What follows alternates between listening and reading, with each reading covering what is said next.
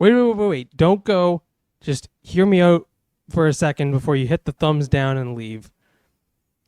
I'm not saying we shouldn't listen to the Tolkien scholars and enthusiasts and the people that find the books more intriguing than the films. That's not what I'm saying.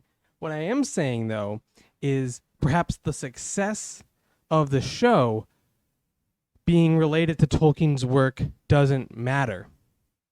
Now, there's the title that kind of prompted this impromptu video, if you will. But I just wanted to quickly show you guys, if you just search like Tolkien on YouTube, and you come down here and you get these kind of videos, Tolkien is worth defending. And you keep coming down here. We're going to see some more. I mean, here's J.R.R. Martin, but then we get here, they're changing Tolkien's story. There's another one about going against Tolkien. And the thing is, it doesn't actually matter too much if they change the stories, because as a lot of people have pointed out, the Lord of the Rings trilogy by Peter Jackson did just that in a number of spots. But also, the Tolkien estate didn't... Well, I shouldn't say the entire estate. There was a bit of a falling out from some of the people. But Christopher Tolkien, one of the main attractors, I guess, if you will, to the modern reemergence of Tolkien's work, he's responsible for curating and putting together many of the posthumous works from Tolkien. He, in particular, did not like Peter Jackson's trilogy. Here's an article. We touched on it together at one point, but I just wanted to bring this up because I see these YouTube videos, and then I see something like this, where here is the global premiere of The Rings of Power, and you've got Bezos standing next to Michael Tolkien. And one of the other big pieces of this that people are forgetting is if we go over here, so this is the Rings of Power Wikipedia page. I know, not the be-all end-all, but I'm sure we're going to see some of this in the credits for the Rings of Power when we can finally see it. The rest of us can finally see it.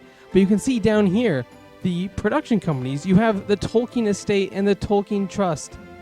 So clearly there is something here that the estate is on board with versus the Peter Jackson trilogy, the one that everyone holds up as a beacon of perfect filmmaking, does not have it and was involved in a suit with the Tolkien estate after the films.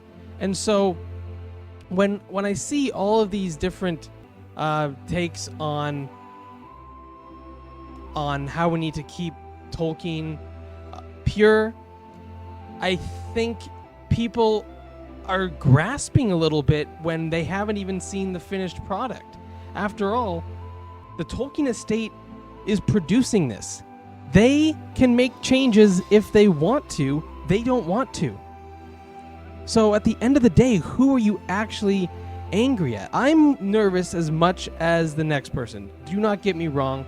I've stated that multiple times in these videos. I'm a bit more optimistic than most, sure, but I have stated how I am nervous that this could be a massive failure and actually detract from my enjoyment of the originals.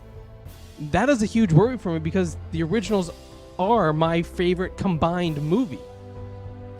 So I just want everyone to take a step back and realize when you sit there and say we must defend Tolkien, or they're completely ignoring the works of Tolkien, just know that the Tolkien estate is signing off on this, something they didn't do for Peter Jackson. And we need to keep that in mind as we move forward with our critique. If it isn't good, our critique can't simply be it's not Tolkien, because that's not good enough.